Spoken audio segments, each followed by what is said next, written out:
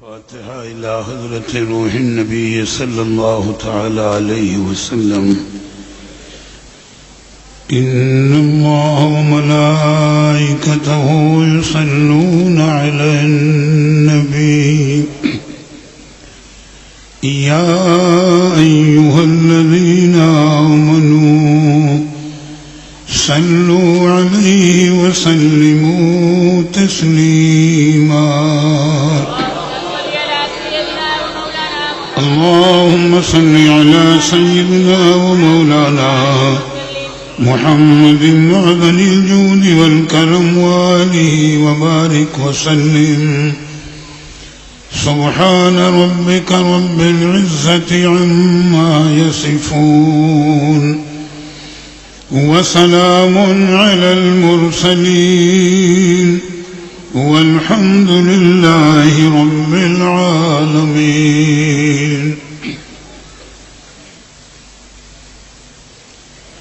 الحمد لله نحمده ونستعينه ونستغفره ونؤمن به ونتوكل عليه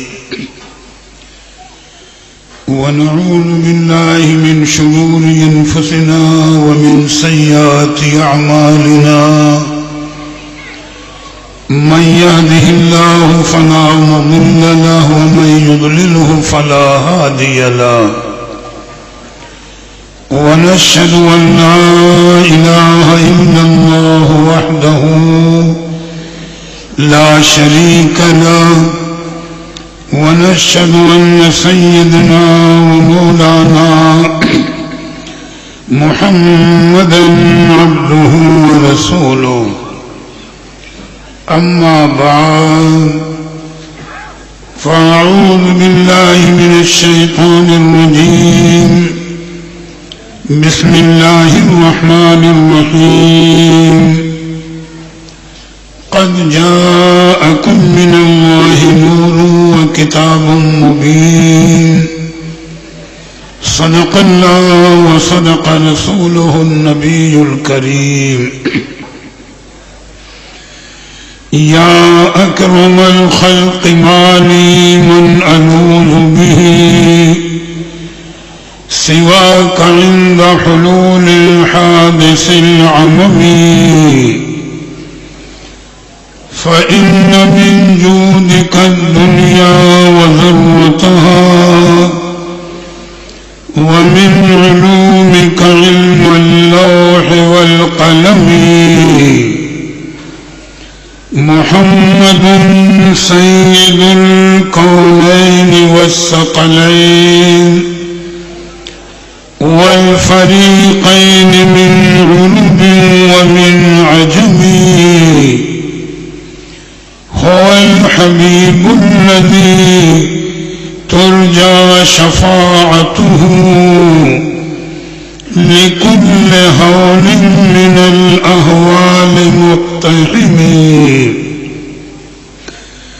غوث اعظم بمنے بے سر و ساما مدد. قبلہ بھی مدد کعبہ ایماں مدد. ما گدائے تو سلطان دو عالم ہستی. التداریم تما یا شہ جیلا مدد.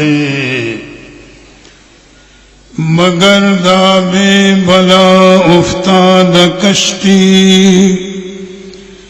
ضعیفان شکستارا تو پشتی.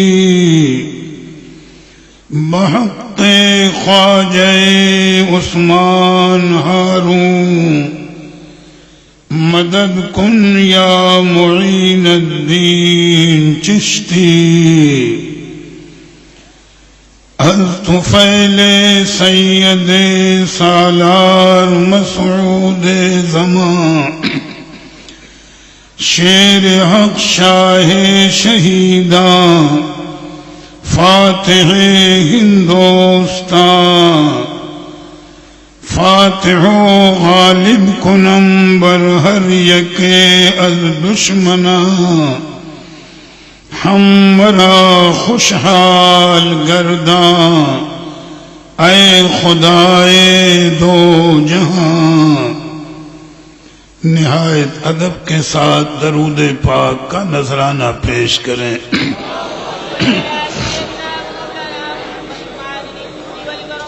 اللهم صل على سيدنا ومولانا محمد معدن الجود والكرم وآله وبارك وسلم صلاة وسلام عليك يا رسول الله صلى الله تعالى عليه وسلم.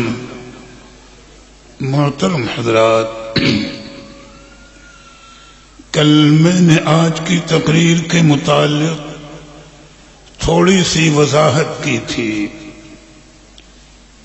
کہ انشاءاللہ تبارک و تعالی آج سے میری تقریر سرکار کی سیرت پاک سے متعلق حتی الامکان ترتیب وار اور کچھ تفصیل سے ہوگی. پروردگار عالم سے آپ کو سنجیدگی سے سننے کی توفیق عطا فرمائے اور ہمیں کچھ عرض کرنے کی توفیق عطا فرمائے. چونکہ یہ ہمارے اجلاس میلاد النبی کے ہیں جنہیں اللہ کے پیارے حبیب سے نسبت ہے، تو میری اپنی خواہش اور تمنا یہی کہ سرکار کے حالات، آپ کے آبا و اجداد کے حالات، اور یہ کہ جو بھی بات کے اور واقعات ہیں وہ تفصیل کے ساتھ آپ کے سامنے آ جائیں. آج کی تقریر میری بڑی حد تک اللہ کے پیارے حبیب کے دادا سیدنا عبد المطلب رضی اللہ تعالی عنہ اور سرکار کے پردادا حضرت سیدنا ہاشم کے متعلق ہوگی.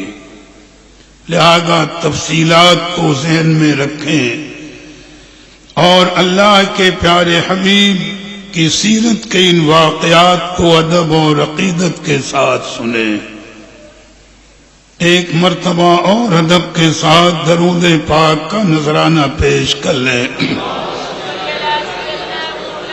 اللهم صل على سيدنا ومولانا محمد معدن الجود والكرم وآله وبارك وسلم صلاة وسلام عليك يا رسول الله صلى الله تعالى عليه وسلم.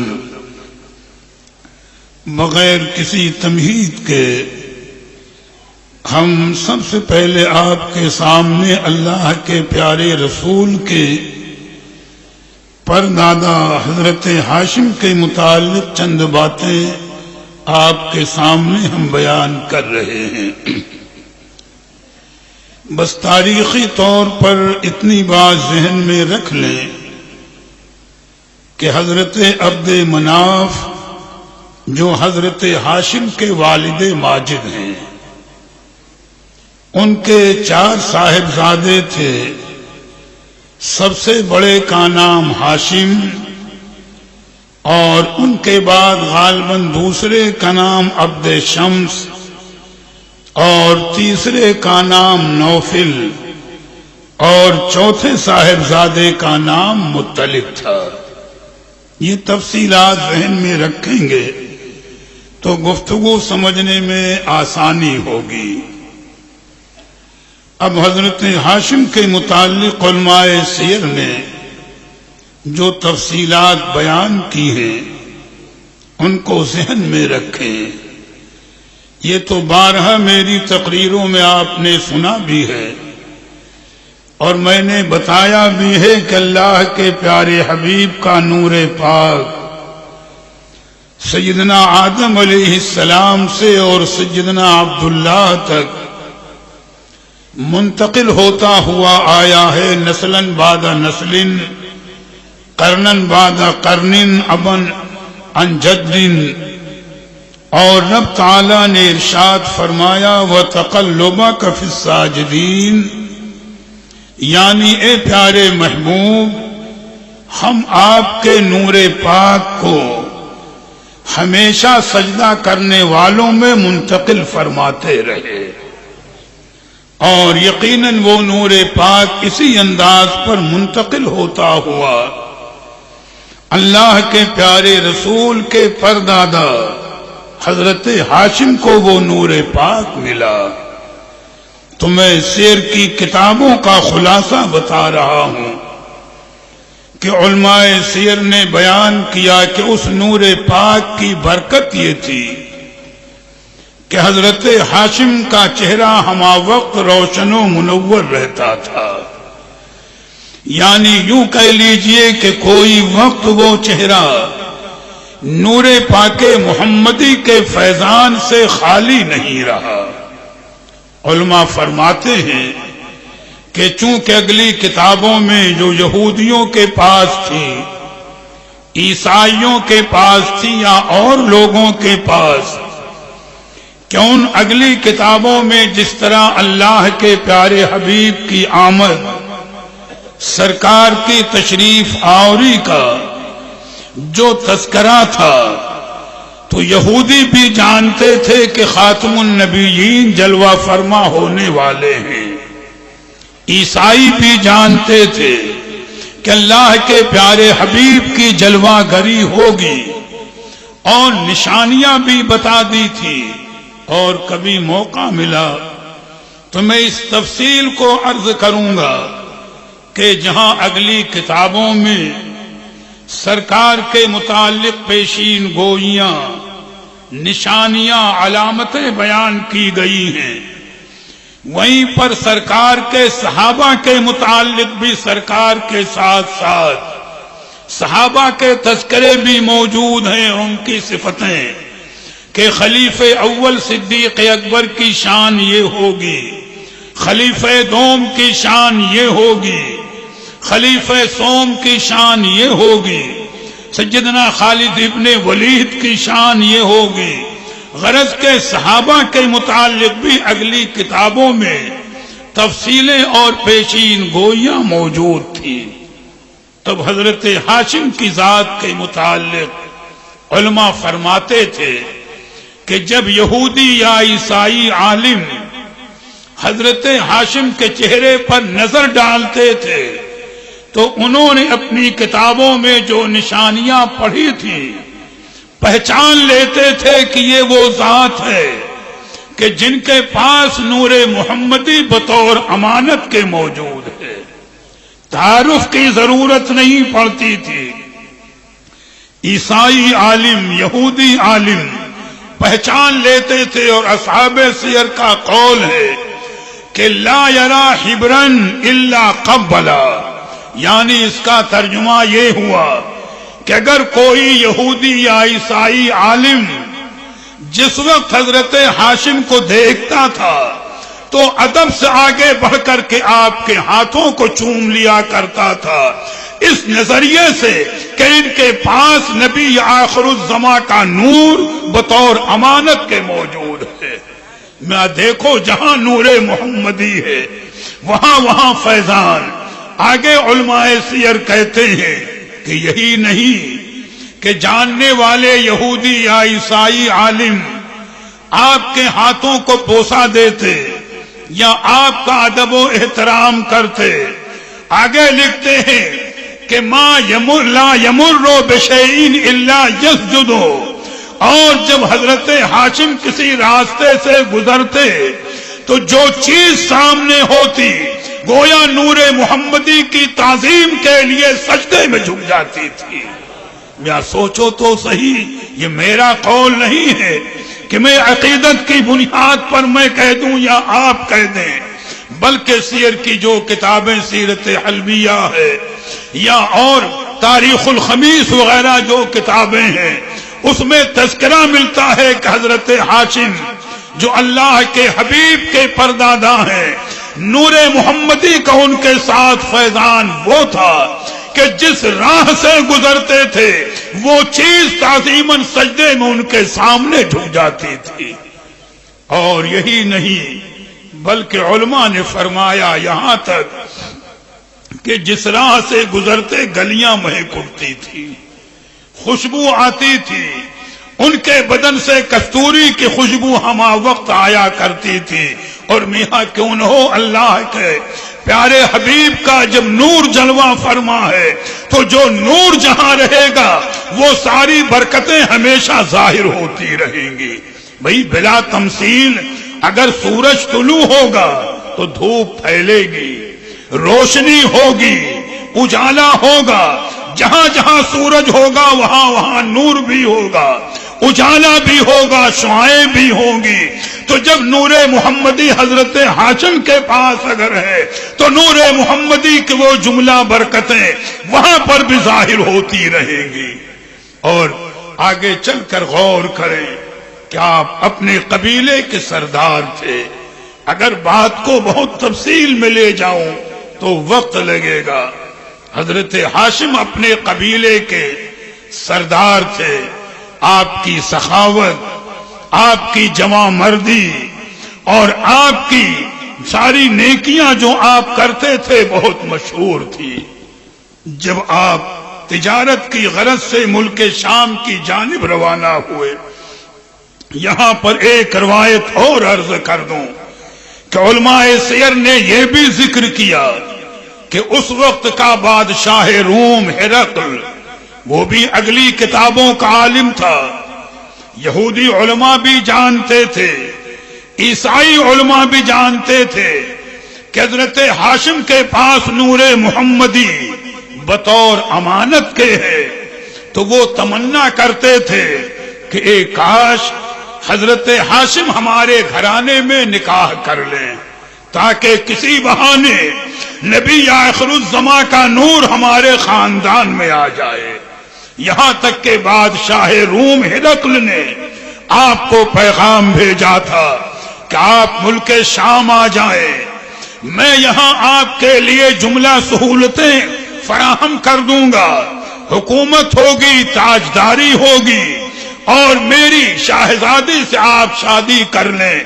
مقصد حکومت دینا نہیں تھا، جان رہا تھا کہ نور محمدی ان کے پاس ہے، اگر میری بیٹی سے عقد ہو جاتا ہے تو وہ نور پاک محمدی جو منتقل ہوتا ہوا ان تک آیا ہے، ان کے ذریعے نور مصطفیٰ میرے گھر میں آ جائے گا۔ یہاں تمنائیں کرتے تھے، لیکن یہ رب تعالیٰ کی مرضی کہ جس کو یہ سعادت عطا فرمائے، جس کو یہ مقام عطا فرمائے، آپ نے انکار فرمایا۔ نہ تخت و تاج کی تمنا تھی نہ کوئی اور۔ اب علماء فرماتے ہیں کہ حضرت ہاشم تجارت کی غرض سے مکہ مکرمہ سے روانہ ہوئے اور ملک شام کا راستہ مدینہ طیبہ ہو کر کے جاتا تھا۔ تو مدینہ طیبہ آپ آئے، یہاں قبیلے بنی نجار کے شرفا آباد تھے، تو قبیلے بنی نجار کے ایک سردار جن کا نام عمرو ابن لبید تھا، آپ نے انہی کے یہاں قیام کیا۔ بھئی وہ بھی اپنے قبیلے کے سردار، یہ بھی اپنے قبیلے کے سردار، خاندان کے اعتبار سے برابری کا معاملہ تھا۔ آپ نے کچھ دن قیام کیا۔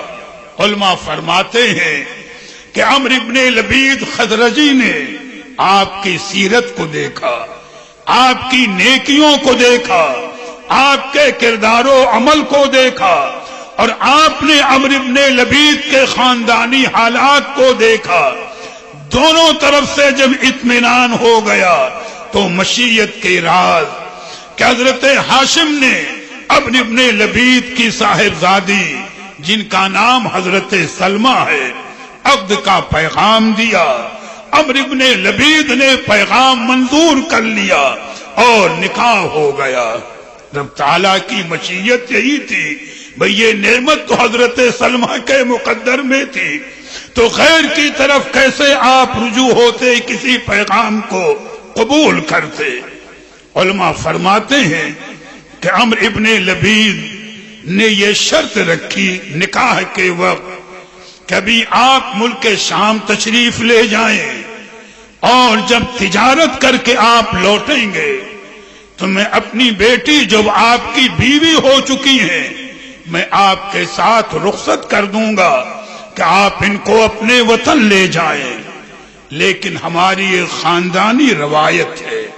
انہوں نے کہا ہماری ایک خاندانی روایت ہے اور طریقہ ہے کہ جب کوئی بچی اللہ تعالیٰ اسے اولاد کی نعمت سے نوازے تو پہلی اولاد کی اس کی ولادت اس کے ماں باپ کے گھر میں ہوتی ہے، لہذا میری شرط یہی ہوگی کہ اپنی بیوی کو آپ اس وقت کہ جب کہ اولاد کا معاملہ آ جائے تو آپ میرے گھر پہنچا دیں گے، اور بچے کی ولادت کے بعد آپ کو اختیار ہوگا کہ بیوی بھی آپ کی ہے، بچہ بھی آپ کا ہوگا، اپنے وطن لے جائیں تاکہ ہماری خاندانی روایت بھی باقی رہے اور ہمارا دستور بھی قائم رہے۔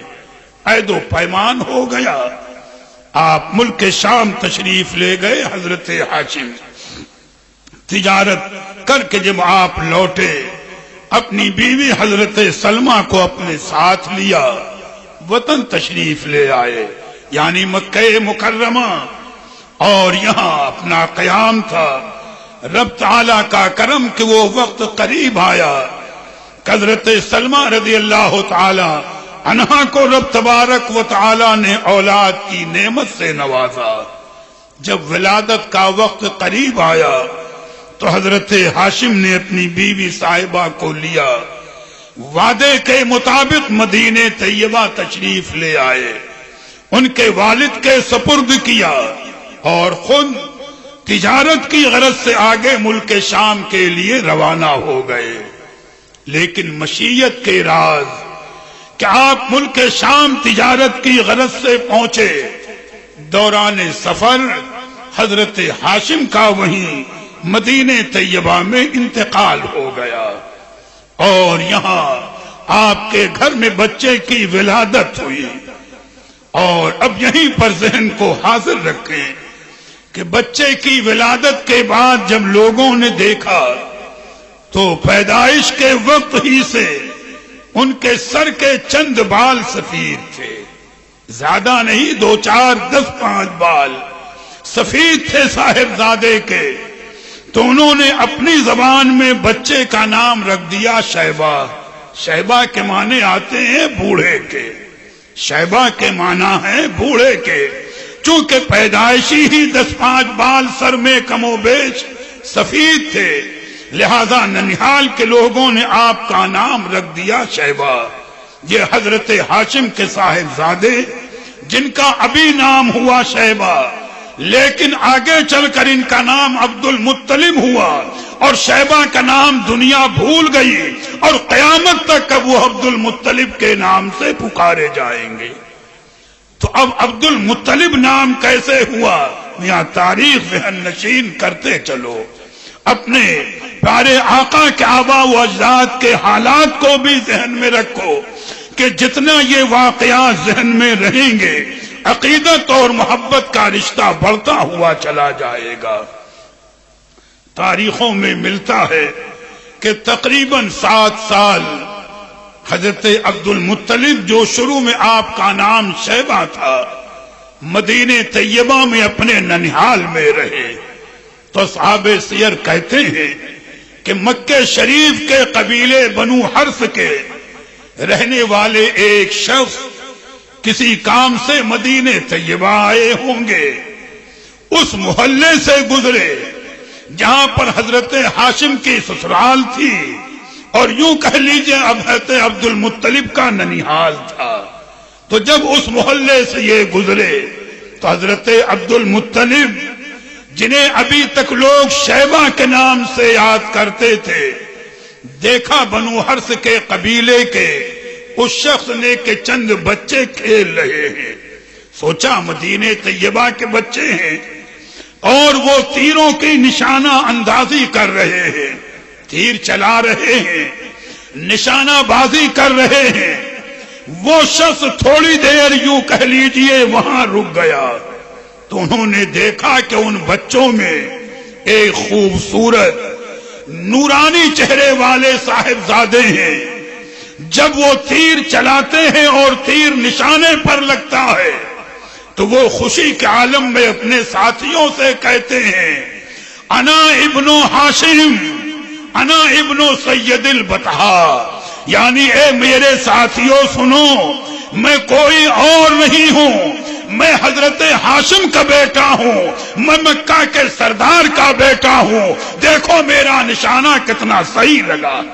یعنی بچوں کا کھیل تھا، قبیلے بنو حرث کا وہ فرد بچوں کے اس کھیل کو بھی دیکھتا رہا، اور حضرت عبد المطلب جن کا نام شیبہ اور ابھی 7 سال کی عمر تھی، ان کے اس انداز کو بھی دیکھتا رہا کہ یہ تیر نشانے پر چلاتے ہیں، تیر لگ جاتا ہے تو خوشی میں کسی اور کا نام نہیں لیتے بلکہ فخر کے ساتھ کہتے ہیں کہ میں ہاشم کا بیٹا ہوں، میں مکے کے سردار کا بیٹا ہوں۔ وہ شخص لوٹ کر کے مکہ مکرمہ آیا تو مطلب جن کا میں نے ابھی ذکر کیا کہ جو حضرت ہاشم کے سب سے چھوٹے بھائی تھے، انہی کے پاس گیا اور کہا کہ یہ اچھا نہیں معلوم ہوتا کہ آپ کا بھتیجا جو مکے کے سردار کا شاہزادہ ہے، مکے کے سردار کا بیٹا ہے، وہ وہاں ننیہال میں پرورش پائے، میں چاہتا ہوں کہ آپ جائیں، ان کو لے آئیں، یہاں اپنے خاندانی ماحول میں ان کی پرورش کریں کہ جس طرح ان کے باپ حضرت ہاشم مکے کے سردار تھے، یہ بچہ یہاں پرورش پا کر آنے والے وقت میں یہ بھی مکے کا سردار ہو جائے۔ انہوں نے مشورہ دیا۔ راوی کہتا ہے کہ اسی وقت حضرت مطلب جو حضرت ہاشم کے چھوٹے بھائی تھے روانہ ہوئے، مدینہ طیبہ آئے، عمرو بن لبید سے ملاقات کی، حضرت سلمہ سے جو شیبہ کی والدہ تھی ملاقات کی، گفتگو کر کے ان کو نشیب و فراز سمجھایا۔ خان ننیحال کے سبھی لوگ راضی ہو گئے کہ بھئی بچہ آپ کا ہے، مکے کے سردار کا یہ صاحبزادہ ہے، آپ انہیں لے جائیں، لے جا کر تعلیم و تربیت دیں اس زمانے کے دستور کے مطابق۔ ہمیں بھی خوشی ہوگی کہ ہمارا یہ نواسا اور میری بیٹی سلمہ کا یہ شاہزادہ آنے والے وقت میں اپنے وقت کا مکے کا سردار بن جائے۔ سب نے بخوشی رخصت کر دیا۔ تاریخ مختصراً بتا رہا ہوں۔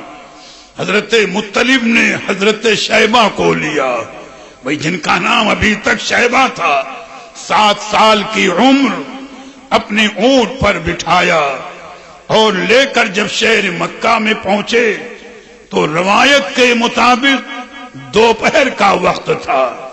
اہل مکہ اپنے دستور کے مطابق جگہ بجگہ اپنی محفلیں جمائے ہوئے بیٹھے تھے، گفتگو ہو رہی تھی۔ جب انہوں نے حضرت مطلب کے پیچھے ان کو بیٹھے دیکھا، حضرت شیبہ کو، ابھی 7 سال کی عمر ہی تو ہے، پوچھا یہ کون ہے؟ تو حضرت عبد المطلب نے اپنے انداز میں کہا یہ میرا غلام ہے۔ لوگ سمجھ نہیں پائے پہلے جملے کی نزاکت، آپ سمجھ لو۔ غلام کے معنی عربی زبان میں خادم کبھی ہوتے ہیں، نوکر کبھی ہوتے ہیں، ذہن میں بات رہے۔ اور جب تک بچہ نوعمری میں رہے، 7 سال 8 سال 10 سال وغیرہ کم و بیش، تو محبت سے ایسے چھوٹے بچوں کو کبھی غلام بھی کہا جاتا ہے۔ یہ وہاں کے محاورے کی بات کہ چھوٹے بچوں کو کبھی کبھی غلام بھی کہا جاتا ہے۔ تو حضرت مطلب نے اس معنی کر نہیں کہ یہ میرے غلام و نوکر ہیں، محبت کے انداز میں فرمایا تھا کہ یہ میرے غلام ہیں، یعنی یہ میرے شاہزادے ہیں۔ لیکن مکے کے لوگ سمجھ نہ پائے کہ ان کے کہنے کا مطلب کیا ہے۔ اور پھر جب گھر لے کر پہنچے تو حضرت مطلب کی بیوی نے بھی یہی سوال کیا، آپ نے محبت سے وہی فرمایا کہ یہ میرے غلام ہیں، یعنی میرے شاہزادے ہیں۔ تو بیوی نے بھی گفتگو کو سنا۔ پھر علماء سیر کہتے ہیں کہ حضرت مطلب نے آپ کو نہلایا دھلایا، عمدہ قیمتی لباس پہنایا، اپنی بیوی صاحبہ سے بھی پورا تعارف کرایا، مکے والوں سے بھی تعارف کرایا کہ یہ کوئی اور نہیں ہے، یہ میرے بڑے بھائی ہاشم جو سردار مکہ تھے، یہ ان کے شاہزادے ہیں، میں نے محبت کے انداز میں انہیں غلام کہہ دیا تھا، لیکن اب قدرت کے راز غلام کو عربی زبان میں عبد بھی کہتے ہیں، لوگوں نے ان کو شیبہ تو نہ کہا، عبد المطلب ہی کہنا شروع کر دیا، یاد نہیں رہا۔ مرضی یہ رب تھی کہ اب وہ عبد المطلب کے نام سے ایسا مشہور ہوئے کہ اس وقت بھی مشہور رہے، آج بھی مشہور ہے اور قیامت تک مشہور رہیں گے۔ تو یہ حضرت عبد المطلب جن کا اصل نام شیبہ تھا، آپ کا یہ نام مشہور ہو گیا۔ تو حضرت عبد المطلب یہ دادا ہیں اللہ کے پیارے رسول کے، اور حضرت ہاشم یہ پردادا ہیں اللہ کے پیارے رسول کے۔ اتنی تفصیل اب ذہن میں رکھنے کے بعد آج کی یا کل کی جو گفتگو ہوگی وہ حضرت عبد المطلب کی سیرت سے متعلق ہوگی۔ درود پاک پڑھنے تو آگے کی میں کچھ تفصیلات اور عرض کر دوں۔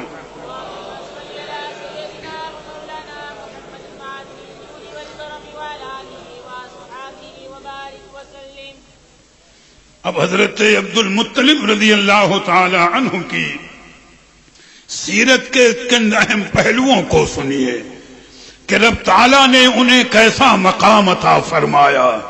بھئی خانہ ہما آفتابس، اور پھر نور پاک محمدی جہاں جلوہ گر ہو، وہاں پر کیسی کیسی برکتیں ہوں گی، کیسی کیسی رحمتیں ہوں گی۔ پہلے ایک مختصر بات عرض کر دوں کہ علماء سیر نے بیان کیا، حضرت عبد المطلب کا معمول یہ تھا کہ آپ کبھی ظلم کے قریب نہیں گئے، بدکاری اور برائی کے قریب نہیں گئے، ہمیشہ اپنے شاہزادوں کو، اپنے بیٹوں کو ظلم سے بچنے کی تاکید کرتے تھے اور نیک راستے پر چلنے کی تاکید کیا کرتے تھے۔ اور علماء فرماتے ہیں حضرت عبد المطلب کی سخاوت اور آپ کے دسترخوان کی وسعت کا یہ عالم تھا کہ خلق خدا آپ کے دسترخوان پر بیٹھ کر سیراب ہوتی تھی۔ یہاں تک انہوں نے مثال دی کہ پہاڑوں کی چوٹیوں پر رہنے والے درندے بھی گویا آپ کے دسترخوان سے آ کر کھا لیا کرتے تھے، ایسا وسیع دسترخوان۔ اور پھر اسی وقت سے جوانی کا عالم رہا ہو، ادھیڑ ہونے کا عالم رہا ہو، یا بڑھاپے کا عالم رہا ہو، علماء سیر نے تفصیل سے بتایا کہ جب حضرت عبد المطلب رضی اللہ تعالی عنہ رمضان شریف کے مہینے کا چاند دیکھتے تھے تو کچھ کھانے پینے کا سامان لے کر کے غار حرا میں تشریف لے جاتے، اور رمضان شریف کا پورا مہینہ رات دن وہیں رہتے، اپنے طور پر روزہ رکھتے، اپنے طور پر رب کی عبادت کرتے، یعنی شروع سے احترام رمضان کا یا روزہ رکھنے کا یا اپنی معلومات کے مطابق عبادت الہی کا جذبہ ان کو شروع سے حاصل تھا۔ یہ سب برکتیں تھی نور پاک مصطفیٰ کی، یہ سب فیضان تھا نور پاک محمد الرسول اللہ صلی اللہ تعالی علیہ وسلم کا۔ اور علماء نے یہ بھی ارشاد فرمایا اور تفصیل سے لکھا ہے کہ حضرت عبد المطلب کے بدن سے ہر وقت کستوری کی خوشبو آتی رہتی تھی، جس مکان میں ہو وہ مکان مہکتا تھا، جس گلی سے گزر جائیں وہ گلی مہک جائے۔ میاں کیوں نہ ہو کہ نور والے آقا میاں جس گلی سے گزرتے تھے گلیاں مہکتی تھی، جب وہی نور ان کے پاس ہے تو جہاں جہاں رہے گا فضا مہکے گی، مکان مہکیں گے، راستے مہکیں گے۔ اسی کو اعلیٰ حضرت نے فرمایا ہے کہ ان کی مہک نے دل کے غنچے کھلا دیے ہیں، ان کی مہک نے دل کے غنچے کھلا دیے ہیں۔ جس راہ چل گئے ہیں کوچے بسا دیے ہیں. میاں یہ نور جہاں رہا ہمیشہ ہر دور کو مہکاتا رہا، ہر جگہ کو مہکاتا رہا، ہر زمانے کو مہکاتا رہا. یہ حضرت عبد المطلب کا میں نے تذکرہ کیا، اور آپ بھی آنے والے وقت میں اپنے قبیلے کے اور مکہ مکرمہ کے سردار مقرر ہوئے. تفصیل میں اتنا ہم نہ جا سکیں گے آج کی گفتگو میں. یہاں پر دو روایتیں آپ سے متعلق ذہن میں رکھ لیں کہ رب تعالیٰ نے کیسی نعمتوں سے نوازا تھا، اور اس نور پاک محمدی کی برکت سے آپ کو کیسی شان عطا فرمائی تھی.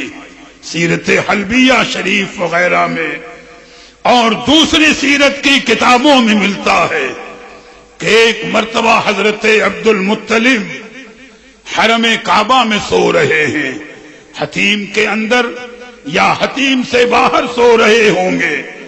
تو ایک روایت تو یہ ملتی ہے کہ آپ نے خواب میں دیکھا کہ آپ کی پشت مبارک سے ایک نورانی زنجیر نکلی، اور اس زنجیر کے نکلنے کے بعد تھوڑی ہی دیر گزری ہوگی کہ وہ زنجیر ایک نورانی درخت بن گئی، اور ایسا بڑا درخت بنی کہ اس کی اوپر کی چوٹی گویا آسمان سے مل رہی ہے، اور درخت کی پوری شاخیں انہوں نے پوری زمین کو پورب سے لے کر پچھم تک اور اتر سے لے کر دکن تک گویا ڈھانپ لیا، اور ایسی نورانیت ہے کہ گویا نگاہ ٹھہر نہیں سکتی ہے.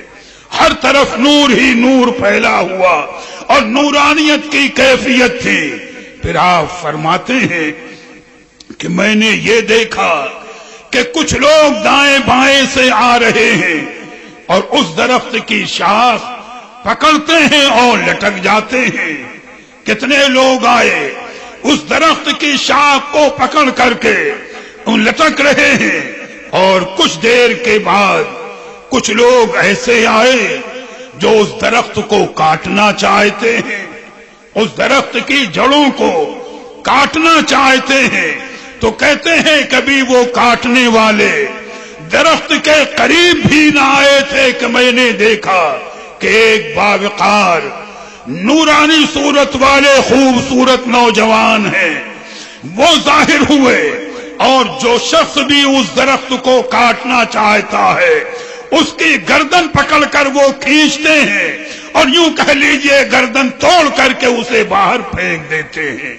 یعنی کوئی کاٹنے والا کامیاب نہیں ہوا.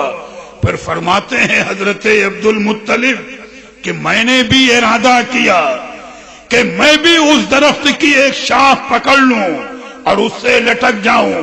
کہتے ہیں ہاتھ بڑھایا تھا، شاخ پکڑنے نہیں پایا کہ خواب سے بیدار ہو گیا. اب بات تو تعجب خیز ہوگی، خواب کا معاملہ عجیب و غریب. خواب سے بیدار ہونے کے بعد آپ فرماتے ہیں کہ دوسرے دن اس زمانے میں وہ لوگ جو مکہ شریف یا علاقے میں صاحب علم کہلاتے تھے، خواب کی تعبیریں بیان کرتے تھے.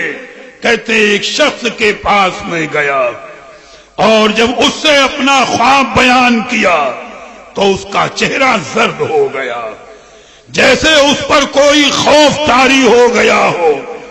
اس کا چہرہ زرد ہو گیا اور اس کے بعد کہا اے سردار قریش، جو خواب آپ بیان کر رہے ہیں اگر واقعی آپ نے یہ خواب دیکھا ہے تو یہ سنیے، اس کی تعبیر یہ ہے کہ آپ کی نسل میں آپ کی پشت سے ایک ایسے صاحبزادے جلوہ گر ہونے والے ہیں کہ رب تعالیٰ انہیں وہ مقام عطا فرمائے گا کہ زمین پر پورب سے لے کر مشرق سے لے کر مغرب تک وہ ساری کائنات کے مالک و مختار بنیں گے اور ساری کائنات پر ان کی حکومت ہوگی. اور آپ نے جو یہ دیکھا ہے کہ کچھ لوگ اس درخت کی شاخ پکڑ کر کے لٹک گئے ہیں تو یہ وہ لوگ ہوں گے جنہیں ان کی غلامی نصیب ہوگی، جو ان کے دامن سے وابستہ ہوں گے اور جن کو آپ نے یہ دیکھا ہے کہ وہ درخت کی جڑ کو کاٹنے آ رہے ہیں تو یہ ان کے مخالف ہوں گے، اور جو آپ نے ان نوجوان کو دیکھا ہے تو قدرت کی جانب سے وہ انتظام ہوگا کہ جو ان صاحبزادے کی مخالفت کرے گا رب تعالیٰ ان ظالموں کو مٹا دے گا، ان کے ماننے والوں کو فروغ عطا فرمائے گا۔ اور رہا یہ کہ آپ نے ہاتھ بڑھایا لیکن آپ شاخ پکڑ نہ سکے، آپ نے ہاتھ بڑھایا لیکن آپ شاخ پکڑ نہ سکے، آنکھ کھل گئی۔ تو اس کی تعبیر یہ ہے کہ جن صاحبزادے کا ہم نے تذکرہ کیا، تعبیر دینے والا کہتا ہے کہ وہ آنے والے وقت میں پوری کائنات کے مالک ہوں گے، ان کی حکومت ہوگی، تو جب ان کے حکومت اور اقتدار کا دور ہوگا اس سے پہلے آپ کا وصال ہوگا، یعنی ظاہری طور پر وہ دور آپ کو دیکھنا نصیب نہ ہوگا۔ اور وہی ہوا کہ سرکار کے اعلان نبوت سے پہلے حضرت عبد المطلب کا وصال ہو گیا ہے، یعنی یہ نور محمدی کی برکتیں ہیں جو حضرت عبد المطلب کے ذریعے ظاہر ہو رہی ہیں، اور اب تعالیٰ انہیں کیسی کیسی نعمتوں سے اور کیسی کیسی برکتوں سے نواز رہا ہے۔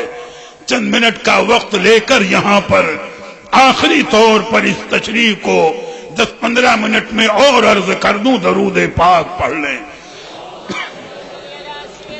بیٹھا کرو، بیٹھو۔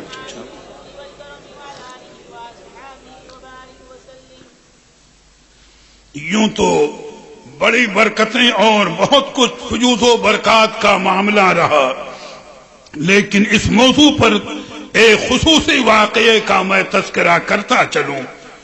کبھی اللہ کے پیارے حبیب کی دنیا میں جلوہ گری نہیں، حضرت عبد المطلب کا تذکرہ چل رہا ہے جو دادا ہیں اللہ کے پیارے رسول کے۔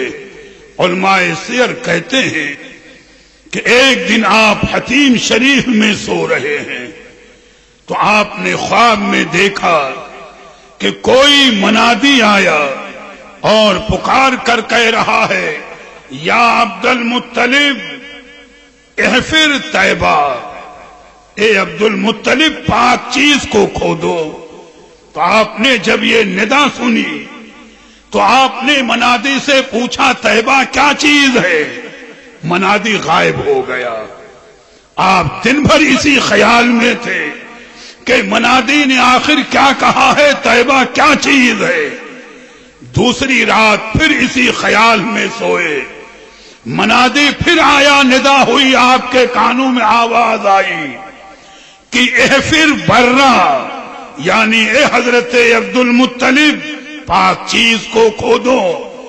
آپ نے جیسے ہی پوچھا کہ منادی بتا برا کیا چیز ہے، منادی غائب ہو گیا۔ دن بھر اسی خیال میں رہے، تیسری رات کو جب سوئے پھر منادی آیا اور ندا آپ کے کانوں میں آئی کہ احفر مغنونہ، یعنی مغنونہ کو کھودو۔ آپ نے پوچھا مغنونہ کیا ہے، منادی پھر غائب ہو گیا۔ بھئی 3 دن مسلسل حضرت عبد المطلب یہ خواب دیکھ رہے ہیں، لیکن بات واضح ہو نہیں رہی کہ طیبہ سے مراد کیا چیز ہے، برا کا مطلب کیا ہے، مظنونہ کا مطلب کیا ہے۔ چوتھی رات اسی خیال میں سوئے کہ آج پھر منادی سے پوچھوں گا، اگر اس نے کچھ ندا دی کہ وہ چیز کیا ہے تاکہ معلوم تو ہو جائے کہ میں کس چیز کو کھود کر کے نکالوں۔ تو اس کے بعد جب چوتھی رات کو آپ سوتے ہیں وہی وقت رہا ہوگا، منادی نے ندا کی۔ پہلے دن کہا تھا اے پھر طیبہ، دوسرے ندا میں کہا تھا اے پھر برا، اور تیسری رات میں کہا تھا اے پھر مغنونہ، اور آج چوتھی رات میں منادی ندا کر رہا ہے، یا عبد المطلب احفر زمزم، یعنی اے عبد المطلب زمزم کھود کر کے نکالو۔ منادی کہہ رہا ہے کہ احفر زمزم، اے عبد المطلب زمزم کھود کر نکالو۔ تو چونکہ زمزم کا کنواں تو صدیوں سے ناپید تھا، وہ ایک تاریخ ہے کہ قبیلے بنی جرہم جو سیدنا اسماعیل علیہ السلام کے زمانے سے مکے میں آباد تھا، زمزم کا بھی انتظام کرتا تھا، خانہ کعبہ کے بھی انتظام کرتے تھے، لیکن جب قبیلے بنی جرہم میں بدکاریاں بڑھ گئیں تو قبیلے بنی جرہم کے جو سردار تھے انہوں نے ایک رات خاموشی کے ساتھ زمزم کے کنویں میں ہرن، دو سونے کے ہرن تھے جو خانہ کعبہ میں اس زمانے کے لوگوں نے لگا رکھے تھے، وہ دونوں سونے کے ہرن کچھ ڈھال، کچھ تلواریں، کچھ سامان ڈال کر اور زمزم کے کنویں کو مٹی سے پاٹ کر ایسا برابر کر دیا کہ نشان باقی نہ رہے، اور راتوں رات قبیلے بنی جرہم کے وہ سردار مکہ مکرمہ سے اپنے خاندان کو لے کر چلے گئے۔ پھر قبیلے بنو خزاعہ نے حملہ کر کے پورے قبیلے بنی جرہم کو مکے سے باہر نکال دیا۔ تو یہ علم تو تھا کہ حرم کعبہ میں کہیں زمزم شریف کا کنواں ہے، کہاں پر ہے یہ کسی کو معلوم نہیں تھا، اور کئی سو سال کا زمانہ گزر چکا تھا۔ اتنی تشریح کے بعد اب ذہن کو یہاں پر لے آئے کہ جب منادی نے یہ کہا کہ حضرت عبد المطلب پھر زمزم کا کنواں کھود کر نکالیے، تو آج موقع مل گیا۔ کہا اے منادی، یہ تو ہمارے ذہن میں ہے کہ حرم میں کہیں کنواں ہے، لیکن صدیاں گزر چکی، زمزم کے کنویں کا کوئی نشان موجود نہیں ہے، کم از کم کوئی نشان تو بتا کہ زمزم شریف کا کنواں کہاں پر ہے، ہم کہاں پر کھودیں، کیسے نکالیں؟ تو تاریخوں کا خلاصہ بتا رہا ہوں۔ کب منادی نے پھر کہا اے حضرت عبد المطلب، یہ زمزم کا کنواں کیا ہے؟ تراث ابیک العظم، یہ تمہارے باپ حضرت ابراہیم علیہ السلام کی میراث ہے۔ یہ زمزم کا کنواں کیا ہے؟ تراث ابیک العظم، یہ تمہارے باپ ابراہیم علیہ السلام کی میراث ہے۔ اور اس زمزم کے کنویں کی شان یہ ہے کہ لا تنزف ابدا ولا تضم، یعنی اس کنویں کا پانی نہ کبھی گندا ہوگا نہ کبھی کم ہوگا، یہ ہمیشہ یکساں رہے گا، کمی نہ آئے گی۔ اور یہ بھی سنو کہ اس کنویں کی پانی کی شان کیا ہے، لا تنزف ابدا ولا تضم، نہ کبھی یہ گندا ہوگا اور نہ کبھی یہ میلا ہوگا، ہمیشہ اس میں برکتیں ہی رہیں گی۔ پھر اس کے بعد منادی نے یہ بھی بیان کیا اور بتایا کہ اس کا نشان پوچھتے ہو کہ اس کا نشان کہاں پر ہے، کہ یہ زمزم کا کنواں کہاں پر ہے، تو سنو، بین الفرس والدم عند نقرۃ الغراب العظم، اور عند قریۃ النملہ۔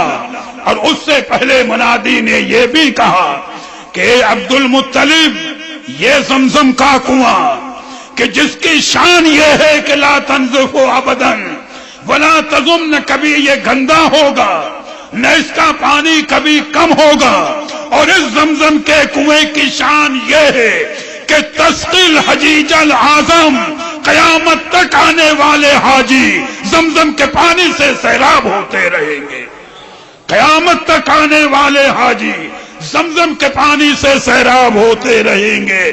اور اب نشان پوچھتے ہو تو نشان بتایا گیا کہ وہ یا بین الفرس والدم، یعنی مکے کے لوگوں نے مکے شریف میں سنا ہوگا 360 بت خانے کعبہ میں رکھ چھوڑے تھے، تو انہی بتوں میں دو مشہور بت تھے، ایک کا نام اصاف، یہ مرد کا بت تھا، دوسرے کا نام نائلہ، یہ عورت کا بت ان کے عقیدے میں۔ تو یہ دونوں بت آمنے سامنے انہوں نے لگا رکھے تھے، اصاف اور نائلہ، اور انہی دونوں بتوں کے درمیان میں مکے کے کفار ہوں یا علاقے کے، ان دونوں بتوں کے نام پر جو جانور ذبح کرتے تھے انہی دونوں بتوں کے بیچ میں لا کر ذبح کرتے، ان کا خون، ان کا گوبر، ان کی لید وہی جمع کرتے۔ تو منادی نے کہا کہ بین الفرث والدم، یعنی جہاں خون کا، گوبر کا اور لید کا ڈھیر ہے وہیں پر اس کے نیچے زمزم کا کنواں ہے۔ اور پھر منادی نے کہا کہ دوسری نشانی یہ ہے کہ عند نقرۃ الغراب العظم، یعنی اے حضرت عبد المطلب جب صبح کو اٹھ کر دیکھو گے، وہاں پر جاؤ گے تو صدیوں کا لید اور گوبر کا ڈھیر ہے، تلاشنا آسان تو نہیں ہے بھئی، سینکڑوں سال کا ڈھیر ہے۔ تو عند نقرۃ الغراب العظم، اس گندگی کے ڈھیر پر جہاں ایک سفید اور کالے رنگ کا کوا تمہیں بیٹھا نظر آئے اور جہاں وہ اپنی چونچ مار رہا ہو وہیں پر کھودنا زمزم کا کنواں مل جائے گا۔ اور منادی نے تیسری نشانی یہ بتائی کہ جہاں پر وہ کوا چونچ مار کر نشان لگائے گا تو جا کر وہاں دیکھنا عند قریۃ النملہ، تو تمہیں وہاں چونٹیوں کا سوراخ بھی نظر آئے گا کہ چونٹیاں آ رہی ہوں گی جا رہی ہوں گی۔ جب دونوں نشانیاں مل جائیں وہیں پر کھدائی شروع کر دینا، زمزم تمہیں عطا ہو جائے گا۔ یا دیکھو حضرت عبد المطلب کا معاملہ، خواب سے بیدار ہوئے۔ بس مختصر گفتگو اب یہاں پر میں عرض کر دوں، تفصیل تو بہت ہے۔ جب صبح ہوئی تو ابھی آپ کے ایک ہی صاحبزادے تھے جن کا نام حارث تھا۔ صبح آپ نے اہل مکہ کو بلایا اور بلانے کے بعد کہا کہ ہمیں یہ بشارت ہوئی ہے، ہم یہاں زمزم کا کنواں کھود کر نکالیں گے۔ تو مکے والوں نے مذاق اڑانا شروع کیا کہ اے سردار مکہ، یہ آپ کو بڑھاپے میں کیا ہو گیا؟ صدیوں سے یہاں لید اور گوبر کا ڈھیر ہے اور یہاں پر زمزم کا کنواں کہاں سے آئے؟ غرض کہ جس کے منہ میں جو آیا کہتا رہا، لیکن آپ نے اپنے ارادے میں تبدیلی نہیں کی۔ فرمایا تم مانو یا نہ مانو، ہمیں جو کہا گیا ہے ہم وہ کریں گے۔ البتہ راوی کہتا ہے کہ آپ تھے اور آپ کے بڑے بیٹے حارث تھے، دوسرا کوئی ساتھی نہیں۔ تو آپ نے دل ہی دل میں منت مانی، اے پروردگار عالم، آج یہ مکے کا کوئی فرد میرا ساتھ نہیں دے رہا ہے، کاش کہ اگر میرے اور بھی بیٹے ہوتے تو یہ کام آسان ہوتا، تو اپنی قدرت سے مجھ باپ بیٹے کے لیے آسان کر دے۔ اور میری یہ منت ہے کہ اگر تو اپنی قدرت سے مجھے 10 بیٹے عطا فرمائے گا تو میں آنے والے وقت میں ان 10 میں سے ایک کو تیری راہ میں قربان کر دوں گا۔ منت مان لی، اور منت اس لیے کہ آئندہ اگر کوئی اور نیک کام کا معاملہ آ جائے تو مکے والے ساتھ دیں یا نہ دینے، جب میرے اتنے بیٹے ہوں گے تو اس نیک کام کا کرنا میرے لیے آسان ہوگا۔ منت مان لی۔ علماء سیر کہتے ہیں کہ آپ نے کھدائی شروع کی، باپ بیٹے نے مل کر۔ پہلے دن کوئی نشان نہیں، بھائی صدیوں کا ڈھیر ہے، لیکن دوسرے دن کی محنت کارآمد ہو گئی۔ تھوڑے دیر کی کھدائی کے بعد زمزم شریف کا کنواں ظاہر ہو گیا۔ وہ سونے کے ہرن بھی نکل آئے، ڈھال تلواریں بھی نکل آئیں، کنویں کی صفائی ہو گئی۔ اور اب تو آج بھی دنیا کو دیکھتے ہو آپ، مکے کے لوگ جمع ہو گئے۔ ایک قبیلہ کہے میرا حق ہے، دوسرا قبیلہ کہے میرا حق ہے، تیسرا کہے میرا حق ہے۔ تو حضرت عبد المطلب نے فرمایا، اے مکے کے لوگوں، یہ کہاں کا انصاف ہے کہ جب ہم نے تمہیں دعوت دی تو تم نے مذاق اڑایا، تم نے طنز کیا، اور جب رب نے کرم فرمایا میں نے کھود کر کے زمزم کے کنویں کو نکال لیا تو تم لڑنے پر آمادہ ہو۔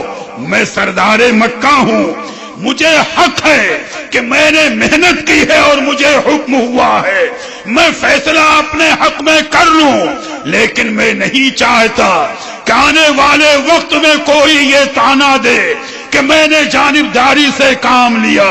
لہذا میرا مشورہ یہ ہے کہ ہر قبیلہ اپنا ایک ایک نمائندہ منتخب کر لے، اپنے ساتھیوں کو لے لے، میں بھی اپنے ساتھیوں کو لے لوں، اور کسی تیسرے کو طے کرو کہ جو چل کر کے اس کے پاس فیصلہ کرا دیں. جو فیصلہ وہ کر دے تم بھی اسے مان لو، ہم بھی اسے مان لیں. مکے کے لوگ رضامند ہو گئے. واقعہ تفصیل میں ہے کہ شہر ملک شام کی سرحدوں کے قریب یا یمن کے قریب ایک کوئی شخص تھا جو اس زمانے میں فیصلہ کرنے میں، علم میں اس وقت کے اعتبار سے مشہور تھا. انتخاب ہوا، اس کے پاس چلو. حضرت عبد المطلب رضی اللہ تعالی عنہ اپنے ساتھیوں کو لے کر چلے، مخالفین اپنے ساتھیوں کو لے کر چلے. بھئی قدرت کا نظام ہے، رب تعالی جسے نوازے.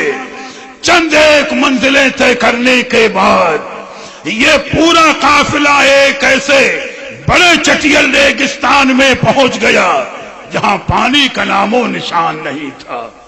گرمی کی شدت، علماء فرماتے ہیں پیاس کی اتنی شدت ہو گئی تھی کہ ہر فرد کو اپنی موت کا یقین کامل ہو گیا. اور کیفیت یہ تھی کہ اگر قافلہ آگے بڑھتا ہے تو سامنے موت موجود ہے، اور اگر پیچھے پلٹتا ہے تو بھی موت موجود ہے. نہ آگے بڑھ سکتے تھے نہ پیچھے ہٹ سکتے تھے، ایسے میدان میں تھے اور گرمی کی شدت تھی. تو سب کے سب حضرت عبد المطلب کے پاس آئے اور کہا اے سردار قریش، اب آپ ہی بتاؤ کیا تدبیر کریں. فرمایا جس حال میں تم ہو اسی حال میں ہم ہیں، بس اب بہتر یہ ہے کہ بکھر کر یہاں وہاں مرنے سے بہتر ہے اونٹوں کو بٹھا دو اور اپنی اپنی قبریں اس ریگستان میں کھود لو اور قبروں کے سرہانے بیٹھ جاؤ. جو مرتا جائے گا اس کو دفن کرتے جائیں گے، کم از کم اکٹھے مرے، بکھر کر مرنے سے کیا فائدہ. تو راوی کہتا ہے کہ ہر شخص کو یقین تھا موت کا.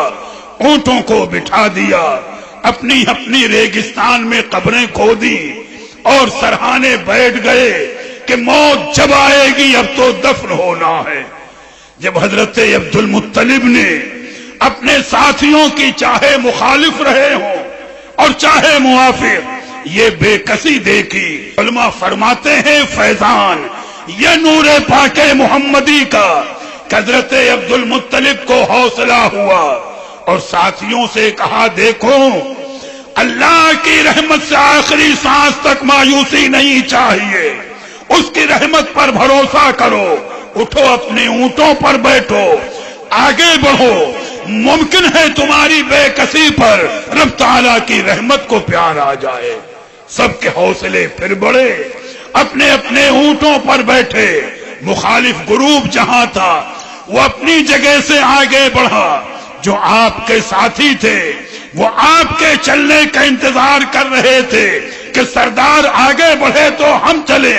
تم یہاں نور محمدی کا فیضان، رب تعالیٰ کا کرم سیرت حلبیہ شریف وغیرہ میں ہے کہ جیسے ہی حضرت عبد المطلب رضی اللہ تعالی عنہ اپنی اونٹنی پر بیٹھے اور اونٹنی کو چلنے کا اشارہ کیا تو آپ کی اونٹنی نے جیسے ہی پہلا قدم اٹھایا وہیں سے پانی کا چشمہ پھوٹ پڑا. جہاں نام و نشان نہیں تھا، اونٹنی نے جہاں سے پہلا قدم اٹھایا وہیں سے پانی کا چشمہ پھوٹ پڑا. آپ رک گئے، اپنے ساتھیوں کو پلایا، اونٹوں کو پلایا، مشکیزیں بھرے، پھر اپنے ساتھیوں سے فرمایا میرے ان مخالفوں کو بھی آواز دو کہ یہ بھی آ کر پانی پی لیں، جانوروں کو پلا لیں، مشکیزیں بھر لیں. تو بعض ساتھیوں نے کہا کہ جب انہوں نے مخالفت کی ہے تو ان کو ہم پانی کیوں پلائیں.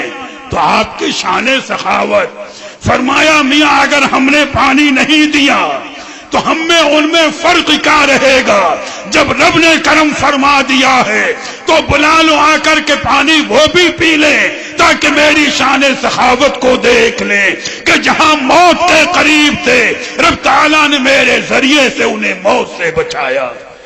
اپنے مخالفوں کو آواز دی اور آواز دینے کے بعد انہیں بھی پانی پلایا، مشکیزیں بھرا دیے، ان کے اونٹوں کو پانی پلا دیا۔ جب مکمل ہو گئے سب لوگ تو آپ نے فرمایا اب چلو آگے بڑھو، چل کر کے فیصلہ کر لیں۔ تو قدرت نے آپ کے مخالفین کی زبان پر ہی بات جاری کرا دی۔ سب نے متفقہ کہا اے حضرت عبد المطلب اب ہم آگے نہیں بڑھیں گے، فیصلے کے لیے ہم کسی کے پاس نہیں جائیں گے۔ فیصلہ تو اب اسی میدان میں ہو چکا ہے کہ جہاں پر ہم موت کا انتظار کرنے کے لیے اپنی قبریں کھود چکے تھے، موت کا انتظار کر رہے تھے اور موت کا ہمیں یقین ہو چکا تھا، جب آپ کے ذریعے ہمیں پانی ملا ہماری جانیں بچی، تو فیصلہ یہی ہو گیا زمزم پر آپ کا حق ہے، آپ کے علاوہ کسی غیر کا کوئی حق نہیں۔ تو علماء فرماتے ہیں کہ دراصل یہ فیضان تھا نور پاک محمدی کا جو حضرت عبد المطلب کے ذریعے ظاہر ہوا، تو میں اسی کا تذکرہ کر رہا ہوں۔ کل بھی میری گفتگو حضرت عبد المطلب کی سیرت